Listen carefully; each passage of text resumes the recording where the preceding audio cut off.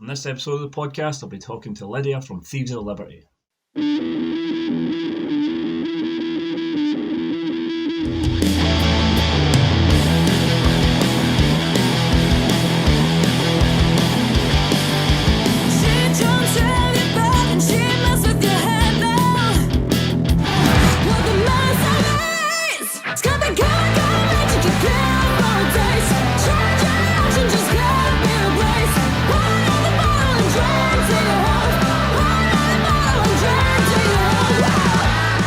What made you start wanting to play music? The really cheesy thing is that it was Avril Lavigne in about 2008, I want to say. Like, I listened to, like, Girlfriend, saw the music video and was like, yeah, that's the coolest thing I've ever seen in my damn life, and I want to be that cool. And then growing up and realising she's not actually that cool, and I had to find something else. Went into, like, Led Zeppelin, Deep Purple, and then down that rabbit hole I found Hailstorm. And I was like, this girl can sing, this girl can play guitar, like, I want to be this girl. And and then just put my own twist on it, and basically that's how it happened. Awesome. I mean, yeah, you can definitely see the influence. First time I'd seen Hailstorm was Taste of Chaos, supporting, like, opening for Disturbed. I still haven't seen them live, you know. It's like, they're amazing. I know. I've seen videos, so but I've never gotten around to seeing them live. They never play local to me. So, I don't know. I never get out. No. That sucks. Like, they blew every band off the stage. Nobody could touch them. Definitely. So good. So when did you start playing? I started playing guitar around about 13, but like, once it started getting difficult, I kind of stopped. Like, I learned basic chords, and then people were trying to get us to play lead parts, and I was like, nah, this is hard. Like, I don't want to do this. So I put it down for like when I was about 15, I put it down for a couple of years, and then it's only recently that I started getting back into playing. And like, I'm still not really, like, great on lead, but, like, you know.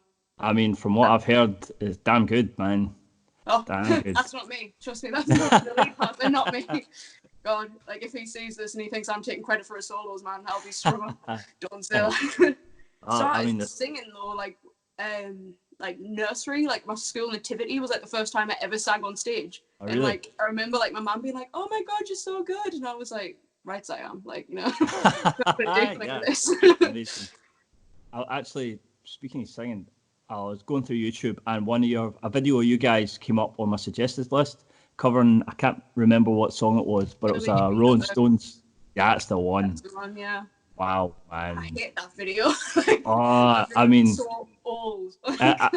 I'm assuming you've got new members since then, yeah? Yeah, we've got a new drummer. Luke, he just disappeared under mysterious circumstances, I guess. Oh, really? So, nah. But I mean, like, when your vocals came in, because it's a great song.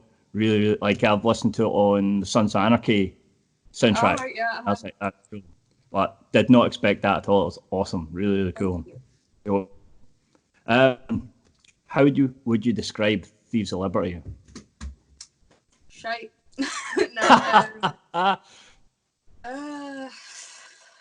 Loud, energetic, just something you can have fun to, like, you know, like if you just want to go to a gig and you just want to have a bit of a dance, like, you know, it's nothing too heavy, it's nothing too serious, like, it's all just like pretty light-hearted stuff. It's just fun, like, it's just, we just want to make people have a good time, basically, so that's what we aim to do. Definitely comes across in your music, I would say. Then we're succeeding, we're doing something right. The creative process, how does that go? Terribly. Yeah. Yes, no, I can relate. I can totally relate to that. It's usually just like, right, we should write some new stuff now, and then I'm like, oh yeah, we should definitely do that.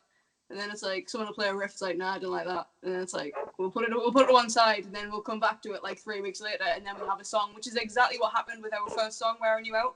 Came in and played that riff to us so many times, and we're like, nah, I don't like it. Like, just stop trying to force us to use this. And then we eventually gave in, and it became our first single.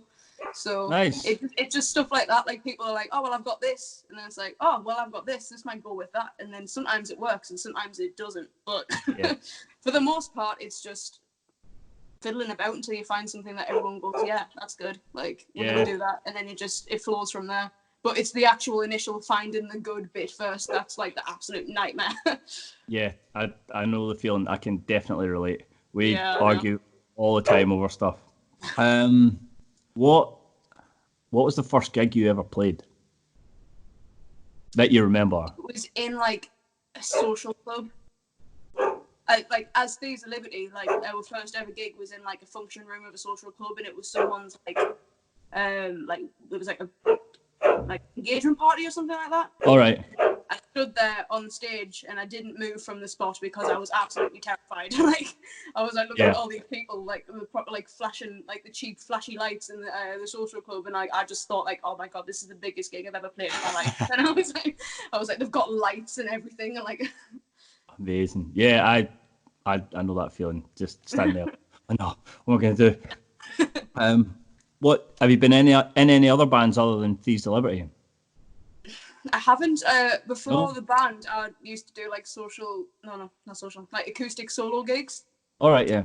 But like, I never got paid for any of them. Like, I would do like buskers nights, or then like someone would be like, "Oh, do you want to open up for this band?" And I'm like, "Yeah, sure," but it never really went anywhere. And then when I started college, Kieran was in the year above me, and he was like, "Oh, do you want to be in a band?" And I actually told him no first off. Like, I was like, okay. I don't want to be in a band. Like, I'm happy doing what I'm doing. And then about like 3 months later, I was like, "Mate, do you still want to sing it for your band?" And he was like, "Oh yeah." I was like, so that's how that happened. That's cool. What did you study at college? I studied music. I hated it. Oh yeah. Studied music in college, then did like my first year in uni, and was like, nah. It was literally, I ended up despising music. Like by the end of it, like I was like doing like uni, coming home, doing like work from there. Then I go to practice, and the weekend I was doing gigs, and it was just constant, just in my face music. And I was like, right, nah. It was either I was going to leave the band or I was going to leave education. So I think I chose right. Yeah, I'd say so. I mean, considering the tour you got, that was damn cool. How was that? That was so good. Like literally every time I think about it, like it's just so much joy. Like it was so, like not only was it like the most fun I've ever had, it was also like you got like a taste of like what you want to do with your life. It's kind of bittersweet though, because like we did this tour and it was like the best thing I've ever done, and then we came back off the tour and it was like, now what? Like we've just done the best thing ever. Like where do we go from here now? And then like literally I think it was like the week we came back, we had to play like, because we do like some covers gigs just to make money. We had to play like St. Peter's Social Club like a week after we got back off tour, and I was just like, what? No. Why? Oh like, man. Why? It was just so surreal. Like hanging out with like Less Than Jake, Goldfinger, like Say Ferris, like they're all really sound as well. Like you kind of expect them to be a little bit like stuck up, but honestly like so nice, like so helpful. Like it was amazing. It was so fun. I want to go back. Cool. Yeah, I don't blame you. I'm so jealous. That was, anytime I take like, even if I like smell cinnamon now, I'm like, it just takes us back. Like I sit there and I have like a little moment of like, I don't know, flashback. Like it's pretty sad. Oh man, I get it. What was the best gig of the tour? See, I'm gonna have to go with Newcastle just because that's like our closest home show. So like it was like not only were we playing to a massive audience, but like in that audience were like loads of people that we knew, and it was like you could it's like a sense of pride. Like, look, we made it, Mom. Hi. Like waving at you, Mom. Like, hi. That's cool. In terms of like I was absolutely gobsmacked when we played Brixton because I'd never been there before and I didn't realise how big the place was. And then like we literally were loaded in through the back. I went straight up to the dressing room to get ready. And the band came in, they're like, Lids, you need to come look at the stage. And I was like, why? It was just like, just come and look at the stage. And I was like, right, okay, just a second. They're like, no, come and look at the stage now. And I went down the stairs and stood on it. And like, I don't know if you've ever been, but it's got like, it looks like a coliseum. Like it's ridiculous. Like really? It's huge. And the stage is apparently it's the biggest fixed stage in Europe. Right, okay. It was absolutely massive. And I was like, oh, okay. So we're going to play on here, yeah? Right. No problem. So, how nervous did you get when you stood on the stage? To be fair, my nerves are before I get on the stage. Like Yeah. once I'm there, like I kind of like relax into it and I start having fun. But it's more the hanging about waiting to go on stage that like absolutely like makes me like I'm like, right, no, I need to go on now or else I'm not gonna go on. Like but it was bad. Like literally I was stood backstage and I was like tapping my feet like just literally just walking on the spot like a seagull because I couldn't keep still because I was that nervous. Like I was just like rocking backwards and forwards, like shaking. I was like, right, can't do this. I was just like, call off the tour, I'm going home. Like, oh wow. No, I know the feeling. Like the waiting about before going on stage is the worst. I hate it. It's you've got time to think. It's like, what if I forget the words to every song I've ever written? Like that could happen. Like see Lifeline, right? I forget the solo to that the intro solo every time, every single time. It's now a running joke. I always forget it. I'm getting better. But what was the worst gig you ever played? Oof. I don't know if I can say venue names because this guy was gonna like, he reckoned he was gonna like spread the word that we were unreliable and all this stuff because he kind of wanted us to pay to play there, but we like it was like 40-minute drive away from like where we live. Got there was like 2 people in the audience, and the other bands were like so far up their own asses they wouldn't talk to us. Like they were like, you know, they would like even when you try to like smile because like I think if you're gonna do a gig with someone, you should at least try to get acquainted with them before you go on. Like 100%. So like I'd be like, oh guys, you're all right, and then she just like where it is, and I'm like, right, okay. So went on. One of the amps blew up. Shit. And then I like it wasn't my amp, so like they were like looking at us like, well, what have you done? And I was like, well, I didn't touch it. Obviously, I was over here. Like I hadn't put any drinks on it. Like I literally hadn't touched it. I plugged in and played, and it went bang. And I was like, right. So that was like the first song of the set. I was like, wonderful. I haven't got a guitar. And I was like, now what the fuck do I do with my hands? So I had to take the mic out the mic stand, and I was like doing this, and the lead was dodgy in the mic clip as well in the mic. So when I was moving about, it was crackling and it was popping and all this stuff. And if I tried to move, I was getting feedback, and like all these 2 audience members were not pleased at all. And then at the end of it, he was like, guys, he is willing to make a donation to this place because you know like this was like a charity gig and we haven't got anyone in, so therefore we haven't raised the money we needed. And we're like, but we've traveled like 40 minutes down the road to play for nothing. Like we don't now give you a donation as well. Like we would give you some of the merch sales if we'd sold any merch, but fortunately there were 2 people there, so there ain't no merch. And this guy was just like, oh, whatever. Then he was like, well, you gig in October, I'm going to cancel that.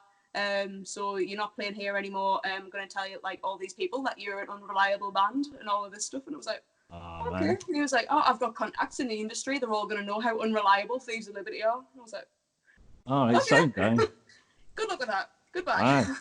Did they tell you beforehand that it was a charity gig, or just tell you on the spot? Yeah, we knew it was a charity gig, but like, we didn't mind playing that at all. Like, obviously, we were traveling quite a bit. We didn't get killed or anything like that, so we were just like, yeah, we'll play, like, you know. But I don't know what they expect us to do, since it wasn't really our hometown. We can't exactly bring people like miles away from where we live. But anyway, he ended up not even saying a word about it. So I think it was all just scaremongering to try and get us to give him some money. Yeah, sounds about right. Folk like that, there's no good. I mean, we've had it a few times where like we've got off stage and then people are like also been like, oh, so we agreed on 200, yeah? And it's like, no, mate, like 300. And it's like, oh no, I've got written here like that. It's like, no, 300, mate. Yeah. Cough up. Money is the worst, particularly for musicians. Yeah, especially when probably like they don't think about what actually goes into it as well. They just think, oh, we only played like 45 minutes, like, you know, like surely this is enough. Like, no, it's like, no, what about all the rehearsing, traveling, guitar maintenance? Look at all of this equipment around you. It probably costs more than your car, mate. Like, yep.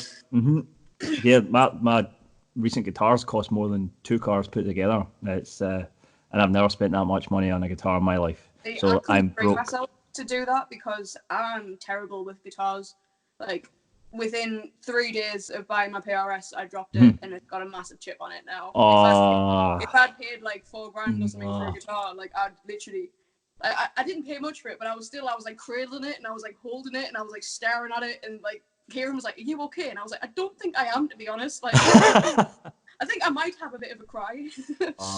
No, there's nothing worse when you get a guitar, it's brand new and it's your baby, and it's just tiniest thing. Like, no, what's Literally, happened? First, like literally, I just got out the case and I was like, guys, look at it. It's so pretty, but the strap lock, the actual like strap thing on it isn't thick enough to put a strap lock on.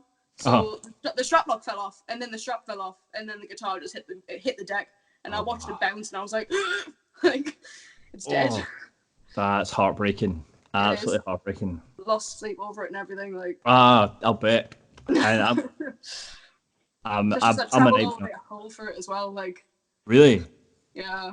Oh man, that's one guitar I've not got yet is a PRS. I'm desperate for one, but I'm kind of like I got pestered for ages off the band. They were like, "Oh, you should get a PRS, like it'll sound mint with your setup," and I'm just like, "Yeah, maybe," because like I was using the telly for ages, like the Chris Shiflett thing, and it just like, you know, when you just get like an emotional attachment to an instrument. I was like, well, this is like my guitar, like I play this, like this is my thing, like I don't want to get another one.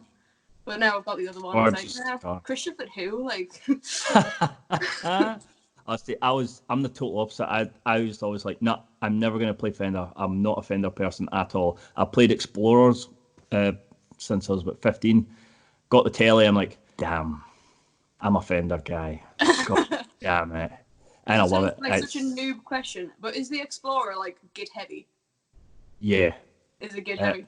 Because I like them, and like I wouldn't mind having one, but like I like to prance about on stage, and if I've got like a git heavy guitar around my neck, like it's not well, gonna, like the Explorer with EMG in it's super heavy. Just add normal passive pickups isn't too bad, but they're top heavy, so the neck falls down all the time. Yeah, it's but yeah, they're amazing to play, and I don't play mine enough now, if I'm honest. But yeah. You're gonna like next gig or practice, you're gonna have to whip the Explorer right now, aren't you? That's exactly what's gonna happen. So, on the tour with Les and Jake, what was the most memorable moment? I'm probably going to get in trouble for saying this, but it was actually in Glasgow, and it was Sim went missing for like half an hour, and I don't know what happened to him. He came back and he was absolutely smashed. Like it was so bad, and I was just like, "Are you okay?" And we stood outside, and Cyrus from New Found Glory was there, and he was like, and he stood there, and he told him the story, and he was just chatting shit basically, and he told him this story, stopped, then he started to tell the exact same story again, and I was like, right, okay. And he finished the story, and he started again for a third time. And I was like, right, okay, let's go. Like, it's time to leave. Like, leave the nice man alone. Amazing. And then I left him for a bit, came back, and he was literally, like, slouched in the corner, and he was like, you're so cool, you know? Like, you're all so cool. Like, I want to be as cool as you guys one day. Amazing. And, yeah, he was sat, and he was like, right, after party, let's go. And, he literally, he couldn't stand up. So I was just like, right, you're not going to the after party. We're taking you back to the hotel. So I got him into the hotel, put him into the bed. Like literally, I took his shoes off for him and everything. Like I was being like, I was like a proper mum. I was like, right, okay, like I've got your glass of water. Like here you go, you're gonna be all right. And he was just like, Liz, I don't want to go to the after party anymore. I'm gonna go back to the hotel now. I was like, good idea. Brilliant. That's good amazing. Idea, mate. You do that. That's incredible. Like that's like, it's probably not the best thing that happened, but it's definitely the thing that stayed in my mind because I've never ever seen him like that before in my life, and it was hilarious to me. Brilliant. That's amazing. But I will say another thing: the pyrotechnics in the last gig were absolutely unreal. They must have had so much confetti left over. Where the last song of Les and Jake's set, they just went like absolutely mad. It was flying about for literally about half an hour. There was so much confetti. Oh yeah. Which was great. And apart from like I had a plastic cup with like full of drink and also full of confetti. And I was like, stuff it, just drink the confetti as well. Yeah, I was like, yeah. Amazing. Since you're going on about the Chris Shiflett signature, who do you want to collab with? Either solo or with the band?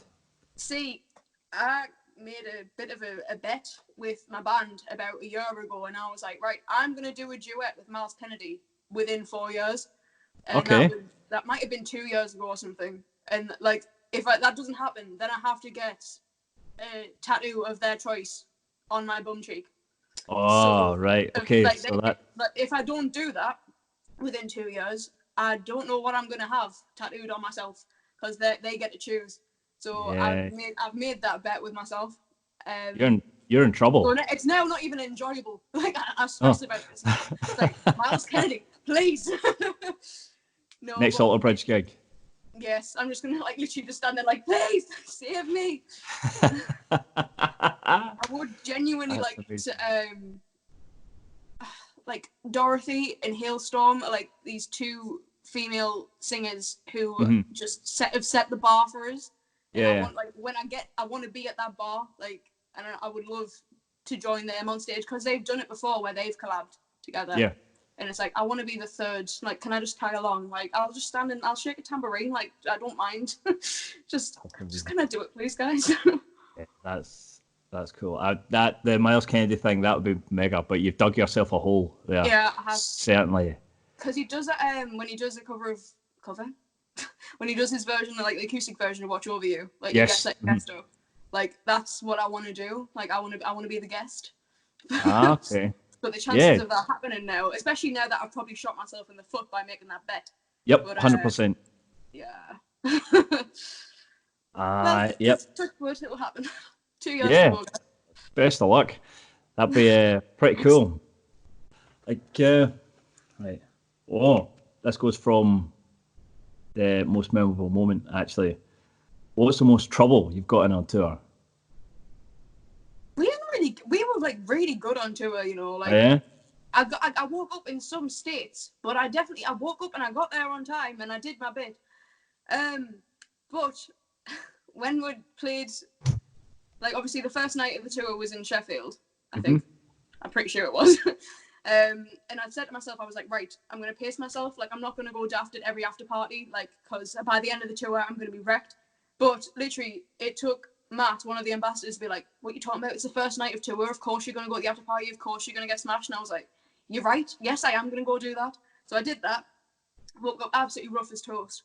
Got like literally, like I hadn't really had much sleep either. And I was like in the back of the van, got back out and went back out on stage in Leeds and said, good evening, Sheffield.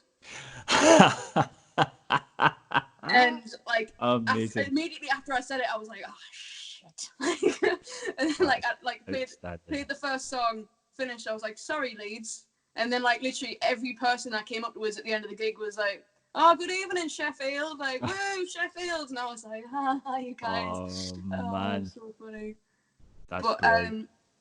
no, we to be fair, we only got told off when Kieran took too long doing his hair. Like, like it was like, right, come on, guys, we're leaving. And like he's like stood and he's like 2 minutes. Like that, we were good as gold. Yeah, nice. Good going. No, I did go missing in Birmingham as well because I wanted to find a KFC. Ah, nice. Yeah. Good call. So since we're all in lockdown and stuff, once this is over, what's next for you guys? We were in the midst of writing another EP. Which actually was going pretty well. Which is just typical because it's like I find myself thinking this is going great. It's like if we keep going at this rate, things could be done really quickly. But of course, then a pandemic has to happen. So we've got like 3 songs that we've started on. They all need finishing off as soon as we're allowed to go back to the practice rooms and stuff. Obviously, we've got the mini tour with Take the Day that got postponed as well. I can't wait for that. Like that's gonna be fun. That's gonna be messy. I know, I'll warn you right now. Like our like obviously like the nightclub that we were having our hometown gig in that's shut. So like pretty much as soon as that opens, that's when we're gonna have it. So then obviously like people are gonna come rushing out with that because like they've probably missed it. So that should be a sellout. That should be good. That's gonna be a lot of fun. Can't think what else. Obviously, festival seasons can get kind of bust for this year. It's probably going to be more next year now. Yeah. But obviously, get the EP out. Couple of music videos for the tunes, I think. Hopefully, get another tour in as well before the year's over. But well, I guess we'll see. We'll see how this goes. So are you writing at the minute as well while you're locked up? I think we're kind of just writing in our own like little spaces because like we try and do like video chats, but it doesn't really work because we'll get like lag and then it's like people are getting too distracted by other things in their house. So it's like we'll basically everyone just write bits and then once we can get together, bring the bits and pieces that you've written, and then try and make something out of it. But like I say, we already have like 3 songs that we've started on, and they just need to finish it off. So it's just basically people's ideas at this point. It's not like people need to actually write a song from scratch. Just what people think we can add to these tunes. Ideal. Is it? Are you taking a new direction with the new tunes, or kind of sticking with the formula? Kind of both. Like we've gone in a new direction, but we've got like one song that's a little bit more bluesy. And then we've got one that we're like, right, this is like classic us, like, you know, like simple chords, like upbeat, high vocals, all that. And then we've got like something a bit more heavy.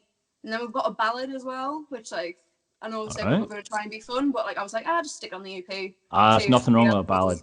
I just hope it's not going to be like A Sweet Child of Mine, where it ends up being everyone's favourite and they have to do it all the time. I bet it is. It will be. It literally, it will be. It's got to be. Yeah. Amazing. So, last thing, you got a useless talent. A useless talent? Yeah. Oh, to be fair, I'm just filled with useless knowledge. Like, all right, go. To be fair, like, on the spot. Do I have a useless talent? I mean, arguably, music's a useless talent. No, absolutely not. And I'll tell you why. Because music makes people happy. And that's a big deal. Big deal. Working in the care home, I do something called Playlist for Life. And it literally brings them back to their old selves. Aww. It is incredible. I've seen that, like, people with dementia, like, listening to, like, music and stuff, and, like, you can see them start to smile. It's like... it is... What a feeling. It's so good. So music matters, man. It does. Believe me, music matters. But, I swear I do have useless knowledge, but now that you've said, go on, tell me some knowledge. every time. It's gone. Nah. So I don't even have a useless talent. That's all good, man. Damn. So disappointing. I'm going to find, like, literally, I'm going to hang up the phone and I'm going to, like, sit there and I'm like, oh my God, yeah, like, I know all of this. Yeah, I know the feeling. It's hindsight. It's like, right, okay, damn it, I can do this. Oh, well. Never mind. But, no. Well, no, thanks very much for taking the time to speak to me. It's been a pleasure. And not sure when this will be up. Paul's going to be editing all sorts. So it's literally, everyone's recorded, thrown to him. Work out from, like... Aye, yeah. Because I cat some shite. No, that's what we want, man. Just as much talking as possible. There's that's my useless talent. Talking. Yeah. Yeah. Fair play. For ages. That's my useless talent. I found it. Amazing. Good. That's giving us content, man. So that's awesome. That's cool. So actually, one last thing. I'm seeing guitars behind you there. What's your favourite? That's the Rory Gallagher Strat. Nice. Zach Meyer's Sig SE-PRS. I'm testing my knowledge here. Obviously Sunburst Strat. The Dan Electro in the corner. I'm not sure anything about that. Okay. Hang on, I've got some more here. Like I said, these are not mine. Rory has quite the collection. Okay. Nice. Tuck him out until he's sitting up there. Sweet. Gibbo. Gold top. It's the Sig of Joe Satriani, I want to say. All right, yeah. I think. It looks like I don't know. He's just called Big Red. The dot's called Big Red. Nice. And obviously there's a Hendrix over there because what guitarist doesn't have one of those? Exactly. Well, it's been a pleasure talking to you. Oh, it's been a laugh. Yeah, man. I hope to do it again sometime. Yeah, man. Absolutely. See you on tour, though. Yeah, 100%. It's going to be a mess. Yeah, it's going to be fun. So we'll look forward to that, hopefully sooner rather than later. Yeah. But yeah, cool. Thanks very much. So speak to you later on. Yeah, stay safe. Yeah.